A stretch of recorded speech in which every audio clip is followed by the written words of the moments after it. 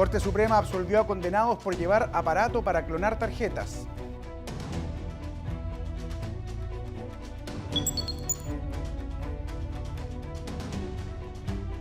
Productor de evento donde murieron 5 personas fue condenado por cuasi delito de homicidio.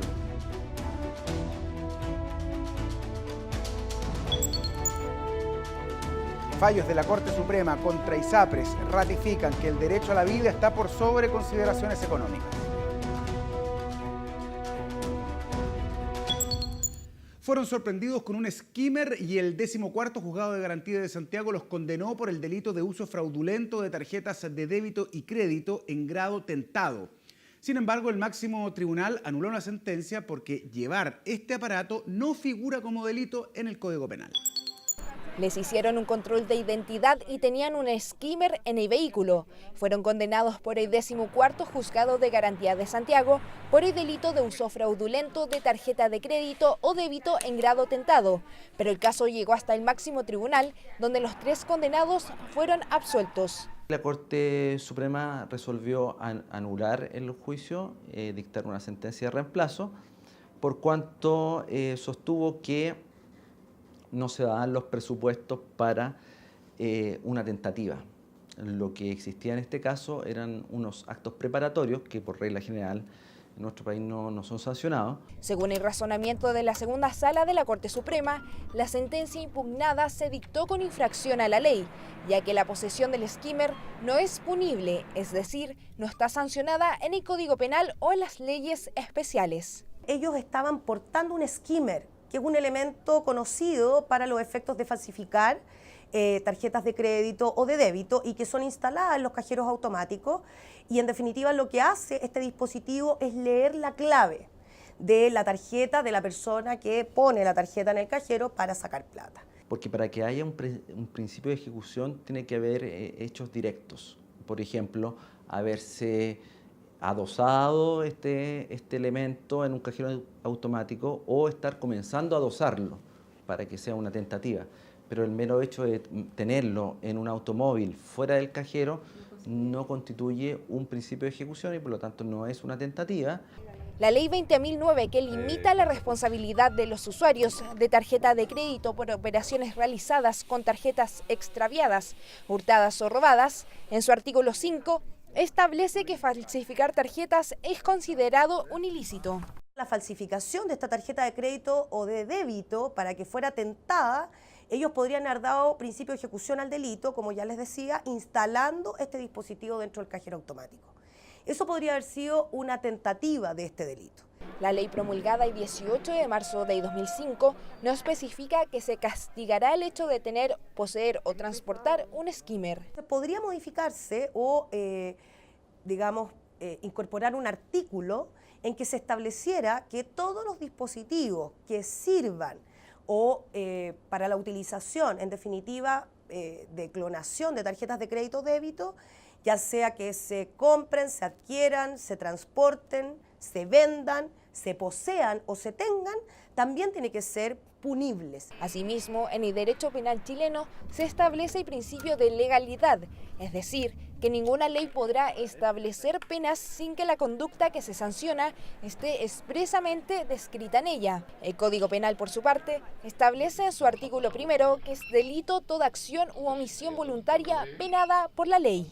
Entonces, sin una ley previa que describa expresamente cuáles son las conductas que son sancionables, no puede primero establecerse como tal, es decir, como delito, y mucho menos aplicarse una pena. Según la Ley 20.009, los autores del delito de uso fraudulento de tarjeta de débito o crédito tendrán la pena de presidio menor en cualquiera de sus grados, es decir, a partir de los 61 días. 3 años han pasado desde que 5 jóvenes fallecieron en una tocata punk al producirse una avalancha humana en el Club de Eventos Santa Filomena. El cuarto tribunal oral en lo penal de Santiago condenó a 800 días de pena remitida al productor del evento por cuasi delito de homicidio. Lo acusó de actuación imprudente y temeraria al cerrar el acceso al recinto. Eran pasadas las 22:30 horas y personal de emergencias de Santiago Centro comenzaba a recibir los primeros llamados telefónicos. Fue en abril del 2015, en medio del recital de la banda británica Doom. Un grupo de más de 60 personas intentó entrar a la fuerza al centro de eventos Santa Filomena, ubicada en Alameda con San Francisco. El productor del evento ordenó cerrar las puertas, lo que provocó una avalancha humana que terminó con 5 muertos, además de otras 5 personas heridas de gravedad. Era un caso de difícil prueba por la existencia de la aglomeración, por la existencia de la avalancha, y no obstante ello pudimos ir delimitando la prueba que nos servía, los testimonios que eran más relevantes y los elementos científicos que finalmente establecían que hubo una infracción de un deber de cuidado. Declaraciones de testigos, familiares y la exhibición del video de seguridad al momento de la avalancha fueron las principales pruebas, con lo que se logró acreditar el uso de bates, electroshock y otros instrumentos por parte de personal de seguridad del recinto. Nosotros pudimos ver el video que nos entregó a la Fiscalía y pudimos ver los zoom, pudimos ver las cámaras lentas y se observó claramente en todas las oportunidades los bates grandes antes que empezara la avalancha. Lo que se logró acreditar fue que había una imprudencia temeraria por parte de los guardias que usaron bates, electroshock, bastones retráctiles y además una malla que impidió el escape una vez que se produjo la avalancha. El Código Penal define la imprudencia temeraria como el delito cometido por una persona con total omisión de prudencia y que supone un daño o peligro para la vida o seguridad de otros. En este caso se acreditó la imprudencia temeraria al cambiar el lugar del evento por uno con un acceso peligroso y oscuro y ordenar el cierre de las puertas ante el intento de un grupo de ingresar sin pagar. Es la imprudencia más grave que puede existir bajo la hipótesis penal, que es linda con el dolo eventual. De hecho, este caso se pudo haber condenado bajo la hipótesis de homicidio por dolo eventual si se hubiera logrado acreditar que era probable o altamente probable que ocurriera este desenlace. Nos estamos refiriendo al cuidado que habría llevado a cabo inclusive la persona más torpe, la persona más negligente, más descuidada. Y para determinar lo que es infringir un deber de cuidado, uno de los parámetros es tomar en consideración el reglamento. El reglamento se entiende en sentido amplio, como normas administrativas. Un hecho similar al ocurrido a fines del 2003 en Argentina. Fue en el local República de Comañón, en medio del recital del grupo Callejeros, cuando una bengala impactó una plataforma de plástico inflamable, provocando un incendio que dejó a 194 muertos y más de 1000 heridos. En este caso fueron los integrantes de la banda quienes fueron condenados con privación de libertad al ser acusados de fomentar el uso de pirotecnia en el público. Sí, en ese caso hubo incendio y hubo mucho más muerte. En este caso no se produjo el incendio. Y en ese caso sí se aplicó la tesis del dolo eventual, que la parte querellante, nosotros éramos los que la sosteníamos. Y estuvieron bajo la medida cautelar de prisión preventiva y después a penas bastante altas por homicidio bajo la hipótesis de dolo eventual. Volviendo al caso chileno, el Cuarto Tribunal Oral en lo Penal de Santiago condenó a Fernando Sánchez Valenzuela, productor del evento, a una pena de remisión condicional de 800 días por cuasi delito de homicidio y lesiones con resultado múltiple. Si llama la atención una pena tan baja, o algunos la considerarán alta, es un problema de política criminal. Que el delito X tenga la pena Y, eso no es un problema dogmático, es político criminal. Y en Chile, en materia de determinación de la pena cuasi delito, las penas son, podríamos decir, a nivel internacional bastante bajas. Entonces me parece que 800 días firmando una vez al mes, teniendo libertad de poder salir del país, de poder ir a cualquier parte donde lo dejen ingresar con sus antecedentes, me parece no justo. No sé si me entiende. Me parece que mi hijo en ese sentido no tuvo justicia. 3 años y medio han pasado de la avalancha mortal, un hecho conocido como la peor tragedia de la historia del punk nacional, que actualmente tiene a una persona condenada. Un grupo de abogados el 12 de enero del año 98 presentó en la Corte de Apelaciones de Santiago una querella criminal contra el ex dictador Augusto Pinochet. El entonces senador vitalicio fue desaforado por el caso denominado Caravana de la Muerte. Sin embargo, al tiempo fue sobreseído temporalmente. En el siguiente fallo histórico les contamos las razones que permitieron acabar el juicio contra el general Pinochet. Impensable, pero sucedió. En menos de 4 años, el exdictador Augusto Pinochet fue detenido, desaforado, procesado y sobreseído por demencia. Los exámenes médicos confirmaron su deterioro mental y no respondió por la violación de derechos humanos durante su mandato.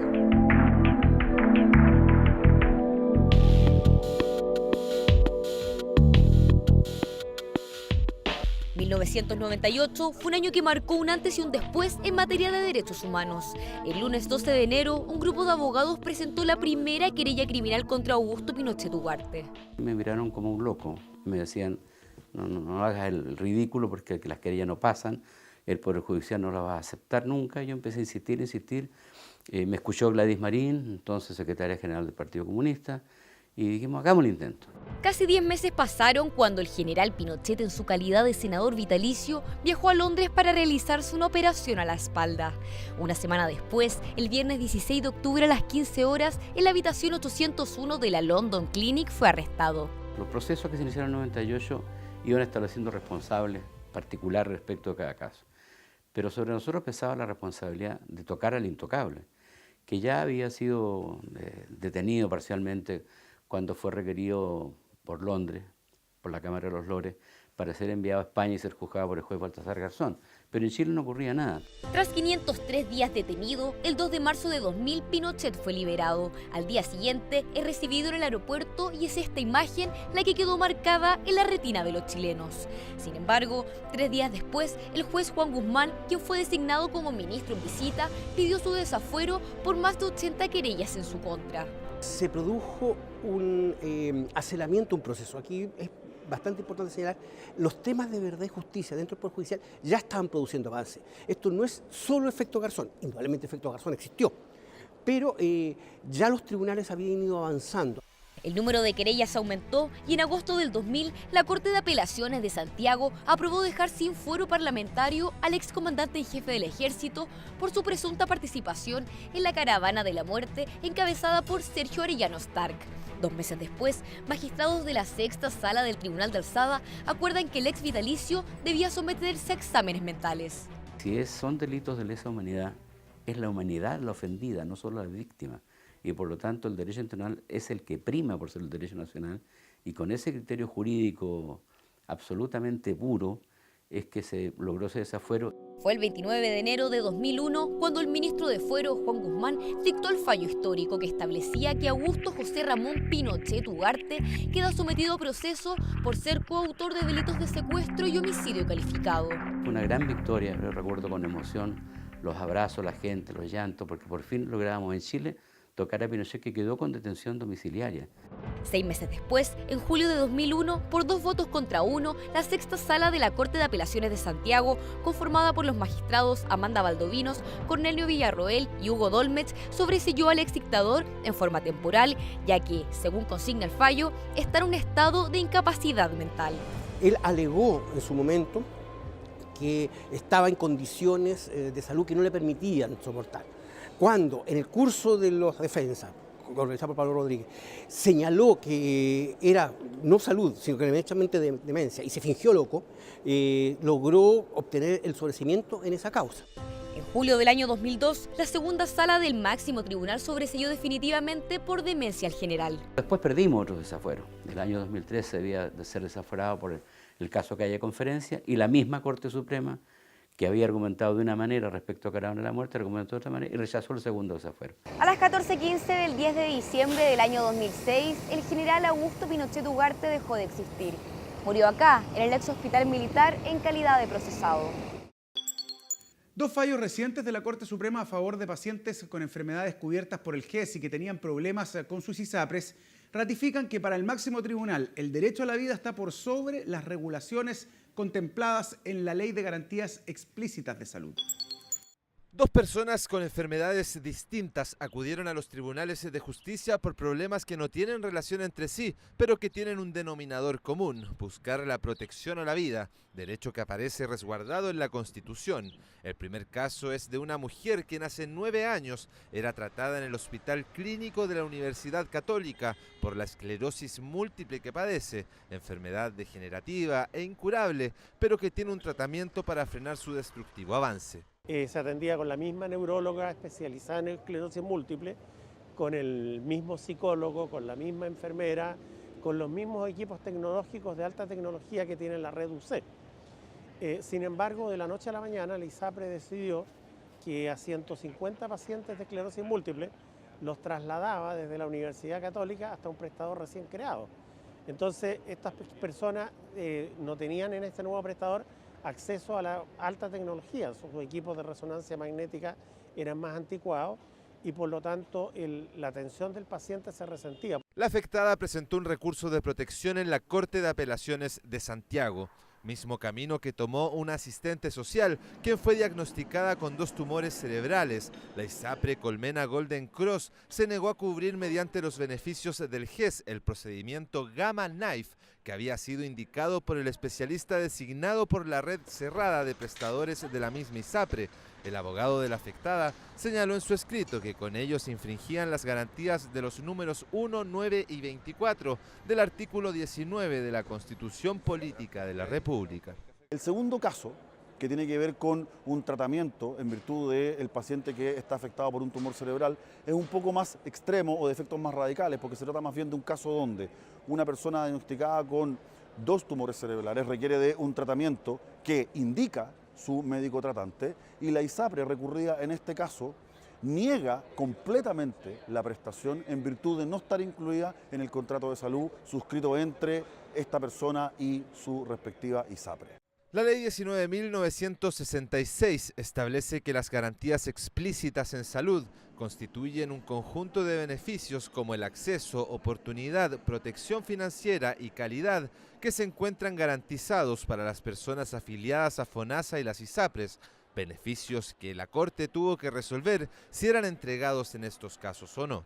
La Corte Suprema, en una jurisprudencia que uno podría ya caracterizar como una tendencia de parte de nuestro máximo tribunal, cuestiona no el contrato de salud, sino que cuestiona el que la ISAPRE recurrida se asile en el contrato para, en un caso, negar enteramente la prestación o en otro caso, justificar el cambio de prestador. ¿Por qué? Porque el cuestionamiento proviene entonces de que esta no es una discusión contractual. El abogado de la paciente que sufre de esclerosis múltiple, Pedro Barría, quien ha integrado comisiones de gobierno de la reforma de las ISAPRES y que tiene un vasto conocimiento en prestadores de salud, señala que es inhumano cambiar de tratamiento a una persona y aconseja que la nueva ley que regule estos asuntos debería ofrecer una oportunidad a los pacientes de elegir. Yo creo que ahora que se está hablando de la reforma de la ley de ISAPRE, debiera reformarse no solo la ley de ISAPRE, sino que la ley AUGE, y debiera establecerse claramente que si las ISAPRES cambian un prestador, las personas que están en tratamiento con ese prestador podrán optar entre si se van al prestador nuevo o se mantienen con el prestador antiguo, porque es una mínima medida de humanidad. En tanto, respecto a los fallos de las Cortes de Apelaciones y el máximo tribunal, asegura que estos temas están regulados en distintos niveles por leyes, pero también se encuentran regulados por la Constitución. Esto genera que los tribunales amplíen los límites cada vez que se les requiera y que sea necesario y atingente expandir las garantías que por ley trae el GES o bien un contrato de salud. La Constitución consagra derechos, entonces la Corte de Apelaciones y la Corte Suprema, cuando ve un recurso de protección, se mueve en el plano de los derechos constitucionales, no en el plano legal.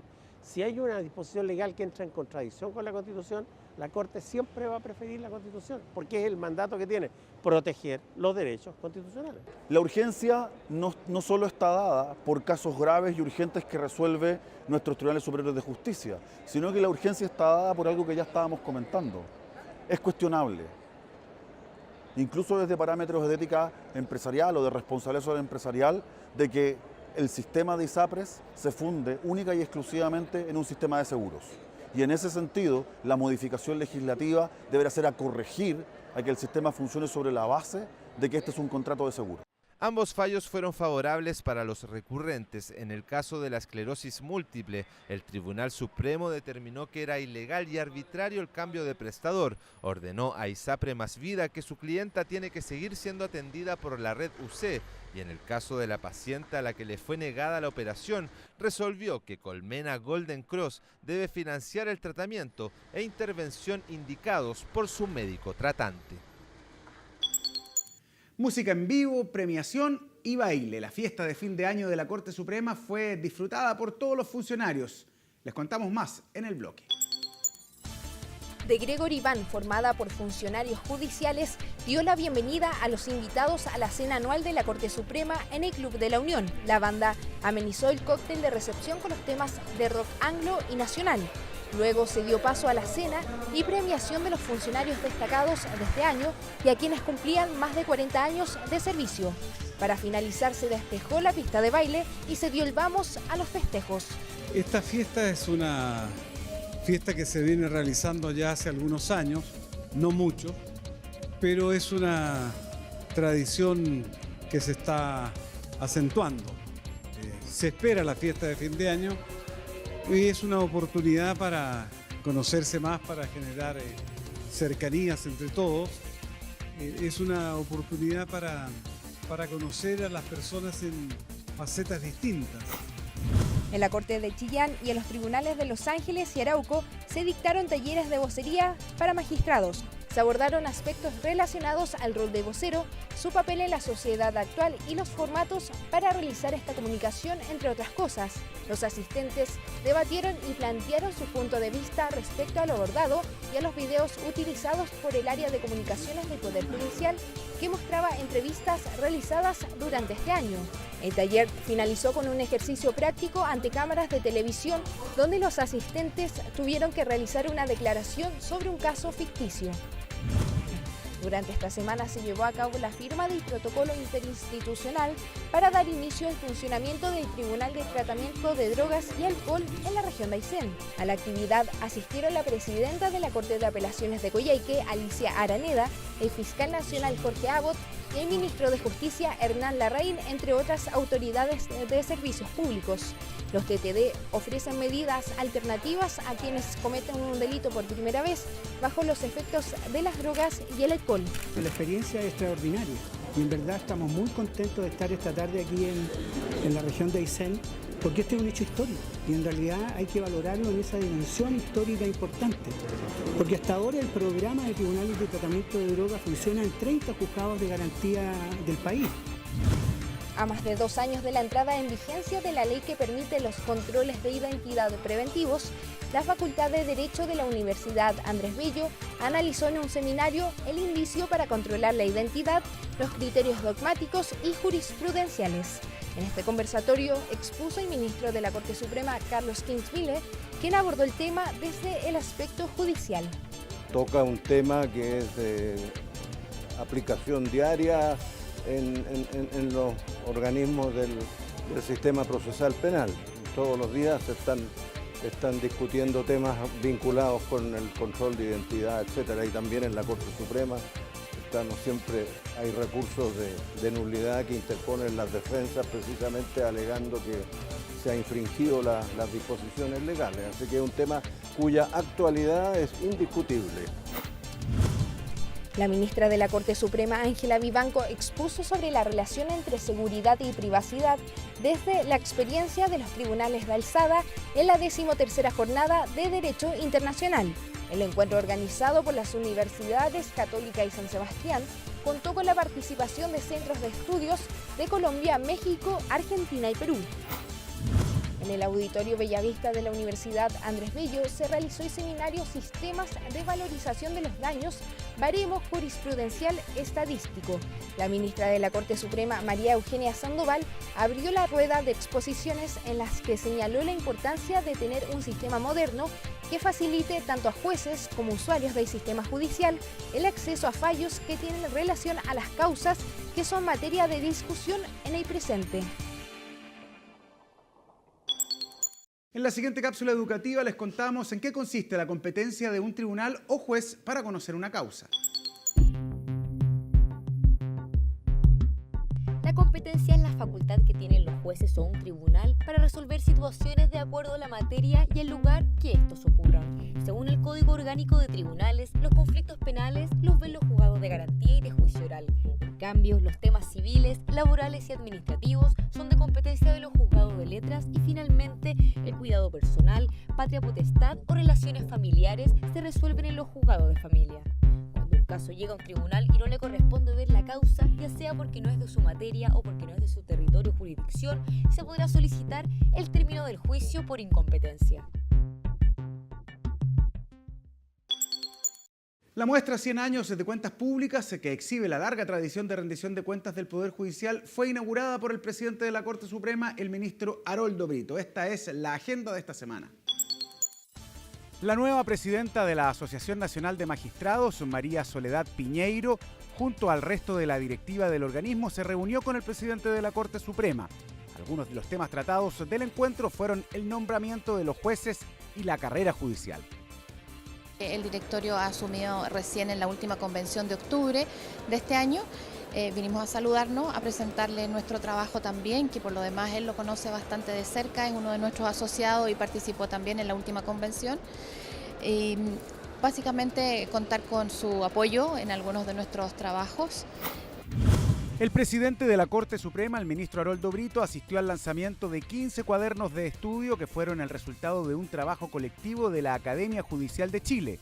En los escritos se ofrece a la sociedad la posibilidad de conocer las herramientas que se utilizan en la capacitación de los jueces que aspiran a ser ministros de Corte o fiscales judiciales.